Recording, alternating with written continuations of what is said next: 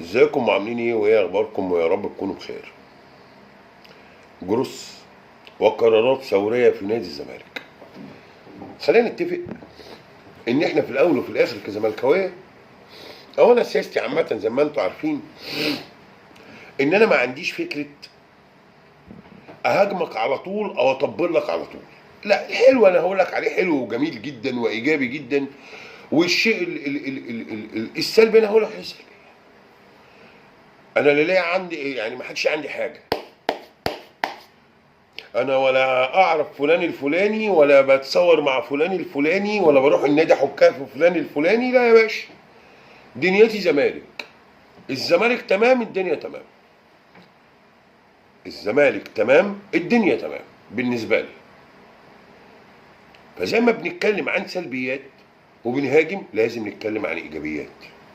طالما في حاجه كويسه حصلت يبقى لازم نتكلم عليها، وليكن الحاجه الكويسه دي في ملف الكوره خطوه من 3 خطوات لسه اللي الثانيه والثالثه ما اتعملوش. التجديدات، يعني انا قلت المدرب والتجديدات وتدعيمات يناير، لكن المدرب وسياسه ازاي تضرب 100 عصفور بحجر واحد. الحجر هنا اسمه جروس. قرار ذكي جدا، قرار اختيار جروس فيه من الذكاء اللي مكيفني قوي. سيبك بس من شويه العيال اللي هي بتوع خلقنا اللي نعترض جمعاء جمعاء. العيال دي اللي هو زهايمر ما بيفكرش. فكك بس يا ابني، ده الموضوع كبير. الموضوع كبير لما تيجي تحلله صح، مش تيجي تجعجع له. بص يا سيدي، دور برد غريب. انا عندي دور برد مش مفهوم. بص يا معلم، انا النهارده رحت اخترت مدرب فيه شويه مواصفات غريبه كده. اولا الجماهير بتحبه فشخ. ما في مره من بعد ما جروس ده مشي وكنا محتاجين مدرب الا لما الجمهور طرح اسم جروس. جمهورنا عنده قناعه تامه ان جروس لو في عهد حد غير مرتضى منصور كان عمل مع الزمالك انجازات كبيره. جروس هو ليه في قلب كل زملكاوي حته حلوه يعني، وعارفينه، وهو عارف افريقيا وعارف الزمالك وعارف جمهور الزمالك في شويه المواصفات دي. بس سيبك من ده كله، هو شخصيته قويه، قويه جدا كمان. ما هو اللي كان بيقف قدام مرتضى منصور وما كانش بيفرق معاه، ده مره لغى التدريب اما مرتضى منصور دخل قال مش متكلم. قال له يوه على اليوم اللي اصطبحنا فيه يعني. تمام. فانا هروح اجيب لك جروس. شوف بقى كام عصر. بص بص بص بص الليله بقى. اولا الجماهير اللي كانت زايمه عليا عشان موضوع جوميز هتهدى، هتهدى. انا جبت جروس اهو، العراب اللي انتم بتحبوه اللي اصلي، وهخلي جروس ده يعمل اللي انا كمجلس مع ناس معينه مش عارف اعمله. عشان انتوا ساعتها يا اللي تعبني في دماغي، انتوا لو اتنططوا فانتوا هتتنططوا مش قدامي، هتخشوا في خناقه مش معاه، ده انتوا هتخشوا في خناقه مع جروس وهي خناقه خسرانه. ليه؟ عشان هتتسلموا للجماهير.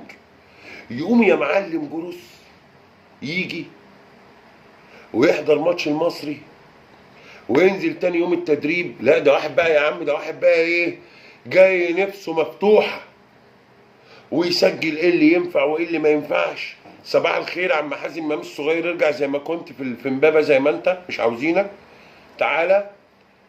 مفيش اداري يخش لي الملعب ده ولا يخش التدريب ولا اوبا. هو الكلام رايح لمين يا جدعان؟ هو الكلام رايح لمين؟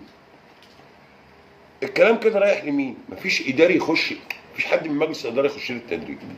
الحته دي بتاعتي، ملف الكوره ده بتاعي. ويقوم المجلس طالق ايد جروس انت المسؤول عن التدعيمات، وانت المسؤول عن التقييم، وانت المسؤول عن كذا، وانت المسؤول عن كذا. وهو انت بص، ويروح يجيب لك مثلا واحد زي عبد الحليم علي يعينه لك مدير رياضي. عبد الحليم علي جميل تحت اشراف جروس.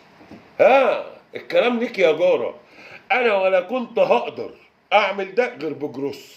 تعالى بقى خش في مواجهه مع جروس، يا اسمك ايه ولا يا اسمك ايه، انت خسران المواجهه دي. ليه؟ عشان انت كده بتواجه الجمهور، والجمهور قاعد متلكك لك انه يطلعك مسرح، فبشوقك خش الخناقه دي مش مع جروس، لا، مع الجمهور. ومفيش بني ادم عاقل يخش خناقه مع جمهور الزمالك. هنفضلك، مش هيبقى ورانا غيرك فعلا، مش هنعمل حاجه في حياتنا غيرك.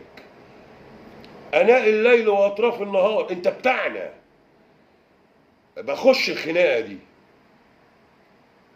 فانت جروس قدر يساعد، او الاداره جابت جروس عشان يتاخد بيه قرارات هم مش عارفين ياخدوها لوحدهم، مش عارفين. لا يا جماعه انت يا فلان وانت يا فلان، لا معلش يا جماعه يا حبايبي اللي بتعاندوا ببعض انتوا مالكمش دعوه بملف الكوره خالص، بره. امال مين؟ جروس. روح بقى اتخانق مع جروس، عشان جروس في مؤتمر صحفي يروح مسلمك للجمهور تزعل وتجيب ناس تزعل. انا شايف ان ده شيء ايجابي قوي في نادي الزمالك دلوقتي. المجلس في حوار المدرب وما وراء اختيار جروس كان في ذكاء حلو. انا لو جبت مدرب جديد ولا الجمهور يعرفه ولا حد يعرفه ولا جربناه، فالامور متساويه بالنسبه لنا، وانا ممكن اتدخل في شغله وهو ما يعرفش مين ده وما يعرفش مين ده، ما عندهوش مثلا اي عاطفه ما بينه وبين احنا بنعاملك من جديد. لكن انا جبت لك اللي انت لو دخلت في خناقه معاه فاعرف ان الجماهير كلها او 3/4 الجماهير في صف، يلا روح اتخانق معاه، روح ابدن عليه، روح ما تجيبلوش كده تدعيمات، روح هات له ناس معينه كده وتفرضها عليه، روح اعمل الكلام ده كله، هتزعل. فده ذكاء من مجلس الاداره، ذكاء من مجلس الاداره في اختيار جروس. يا ريت باقي ملفات الكوره يتم التعامل معاها بنفس الذكاء وبنفس السرعه. انا مش ضدك، انا كمشجع زملكاوي والله العظيم انا ما ضدك تماما، بالعكس انا في صفك. انا لو بنتقدك عشان انا في صفك، لو بهاجمك عشان انا في صفك. انا عاوزك تعمل افضل شيء. انا مفيش ما بيني وبينك مصلحه، مفيش ما بيني وبينك حاجه شخصيه تخليني بهاجمك عشان مفيش الكلام ده، مفيش. انا لا هكون لجنه ليك ولا كنت لجنه للي قبلك. انا اللي يهمني في القصه الزمالك يكسب عشان بالنسبه لي المكسب ده ليله بنامها مبسوط ان الزمالك كسبان. انا المود بتاعي كله بيتغير مهما كانت المشاكل لما يكون الزمالك كسبان. بتبقى ليها حلوه ايا كان بقى المصايب اللي فوق دماغي، بس انا مبسوط. فانا في الايجابيات هتلاقيني بدعمك وبقول لك تمام وزي الفل اللي انت بتعمله ده، وفي السلبيات هتلاقيني بهاجمك او بنتقدك، مش من اجل شيء ومش من اجل التقليل منك ومش من اجل مثلا ان انا بقل خالص، لان لدينا من الخبره مع مجالس ادارات. احنا الجيل بتاعنا، انا بشجع الزمالك من 85، شفنا مجالس ادارات كتير في نادي الزمالك، زي ما كلمتك عن توطيد علاقتك بالكاف، لما كلمتك عن اختيار خناقاتك، تخش خناقات تكسبها، ما تخشش خناقات تبقى مش عارف تكسبها، ما تخشش خناقات في الاخر هيطلع منظرك بايخ وترجع في كلامك. ده اللي انا كنت بكلمك فيه. اما كلمتك في التدعيمات قلت لك انا محتاج مش 20 لعيب ولا 10 لعيبه، ما تروحش ما تجيبش 14 لعيب تلعب لي منهم 4 هم المفيدين ولا 5. انا محتاج 2 3 لعيبه يغيروا شكل الفريق.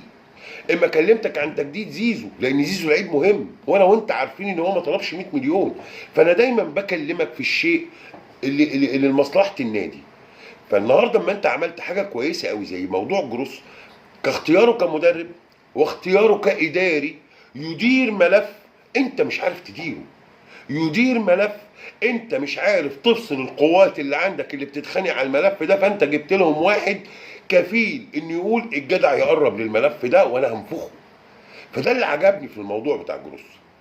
لازم ندعم جروس، لازم نقف ورا جروس، لان في ناس مش هيعجبها القرارات اللي اتخذت، وفي ناس دنيتها هتقف اما جروس تطلق ايده في كل حاجه. طبيعي ان جروس هو يبقى مسؤول عن ملف الكوره، مش فلان ولا علان. السلام عليكم.